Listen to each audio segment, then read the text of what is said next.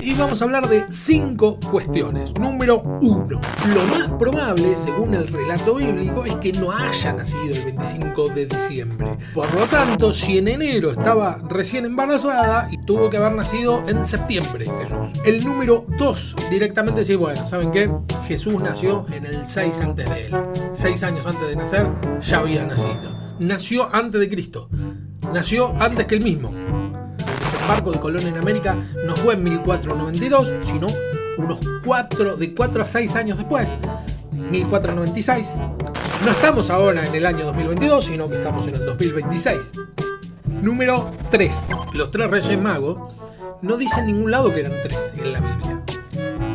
Tampoco dicen que eran reyes. Pero tal vez eran 2. Pudieron haber sido 5, pudieron haber sido 1000, pudieron haber sido muchos.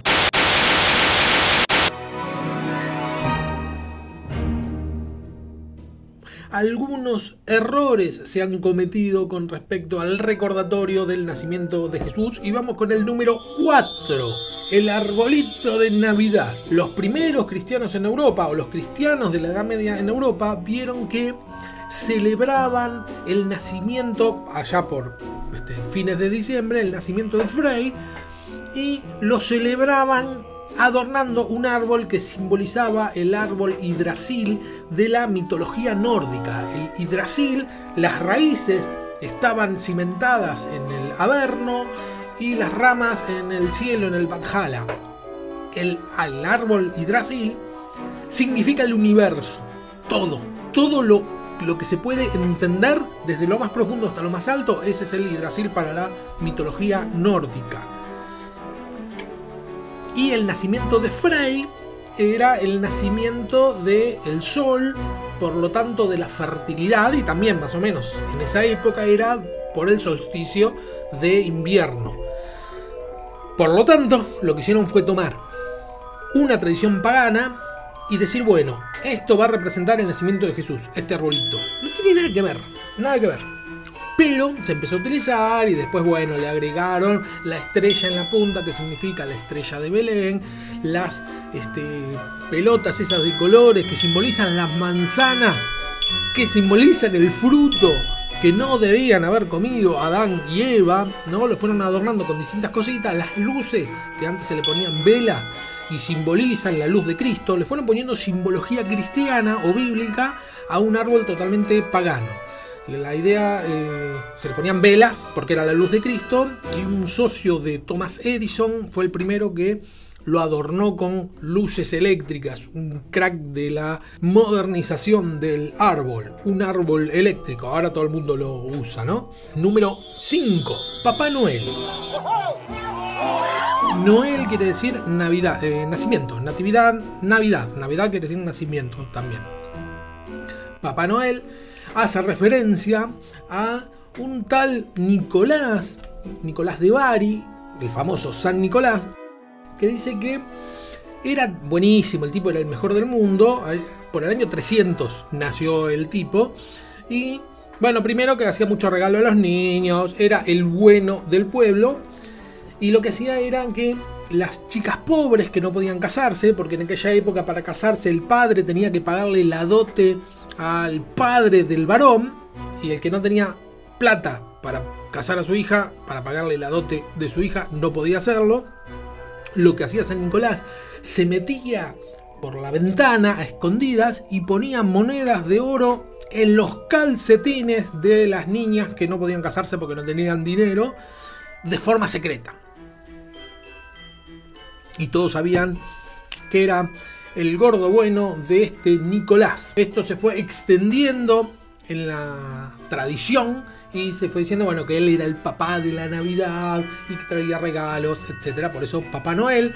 Santa Claus se llama en Estados Unidos e Inglaterra, y tiene que ver por una mala pronunciación que el escritor Washington Irving escribió en Historia de Nueva York, en la que deformó un santo neerlandés, un tal Sinterklaas. Lo transformó a Santa Claus, y ahí quedó Santa Claus. Yo siempre me pregunté por qué Santa Claus y no San Claus, si es un varón. ¿Por qué Santa y no San? Bueno, porque en realidad viene de una deformación de una palabra que no tenía nada que ver ni con el término santa, ni con santo, ni con nada por el estilo. Y lo más loco del mundo es que en Chile se le llama el viejito pascuero. Chicos, viene llegando ya el viejito pascuero. Yo decía, ¿cómo? Se transformó de Nicolás a viejo pascuero. Bueno, es el mismo personaje mitológico, es el mismo San Nicolás o Papá Noel, Papá de la Navidad, pero en Chile a la Navidad se le llaman Pascuas, las Pascuas de nacimiento. Por lo tanto, suele decirse felices Pascuas también en Navidad. Por lo tanto, a Papá Noel le llaman viejito de la Pascua, viejito pascuero. Y ahí quedó, el viejito pascuero para los chilenos. Bueno, todas estas costumbres generan hoy entre los cristianos los que dicen: no es bíblico, son costumbres paganas adornadas de cristianismo, por lo tanto debemos olvidarlas y dejarlas de lado porque nada tienen que ver con el cristianismo. Y por otro lado están los cristianos que dicen, bueno, no importa, es una buena ocasión para predicar de Cristo. Toda la gente está hablando del nacimiento de Jesús porque es eso lo que se celebra en realidad, y aunque no se hable directamente, indirectamente sí se habla de eso, por lo tanto es una buena ocasión para predicar de Jesús, hacer villancicos, cantar en las esquinas, hacer algún tipo de representación de Navidad, hacer un video especial de Navidad, etc. Para predicar de Cristo. Y entre estos dos bandos de cristianos se matan, porque hay mucha intolerancia por partes de unos y por partes de otros sobre si celebrar o no celebrar la Navidad. Y creo que la base está en cómo entendemos nosotros el sincretismo. Tomar costumbres paganas y cristianizarlas. Y santificarlas o sacralizarlas. En la Biblia hay algunos elementos sincréticos. Tenemos el relato del Arca de Noé, era un relato que se contaba en los pueblos paganos antes que la cuente el judaísmo, la historia hebrea. Lo mismo pasa con la historia de Jonás y lo mismo pasa con algunos salmos. Dice, Salmo de David, sobre no desmayes. Salmo de David, sobre lirios.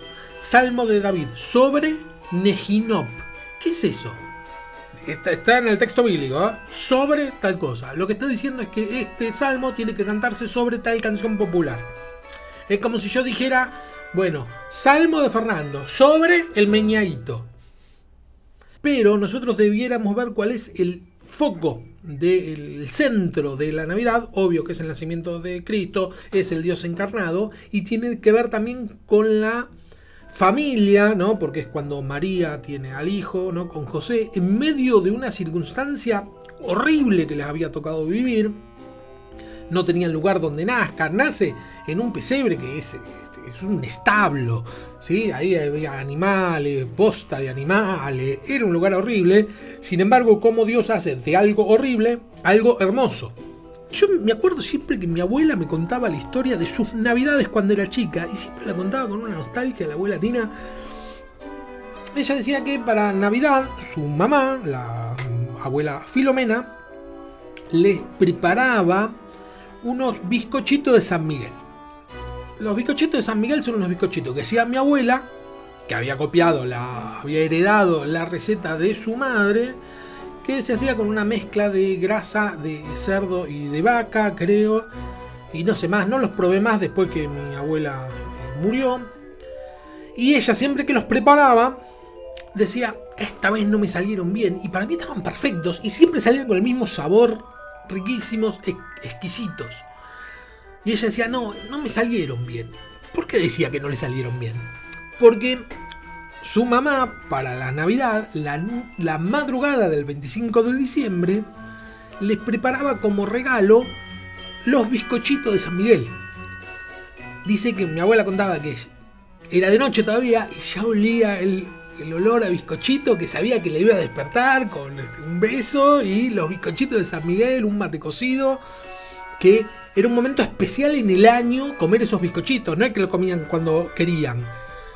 No existía ese consumismo, ¿no? Eran personas muy pobres, vivían en el campo, no tenían, pero el 25 de diciembre era especial por los bizcochitos de San Miguel.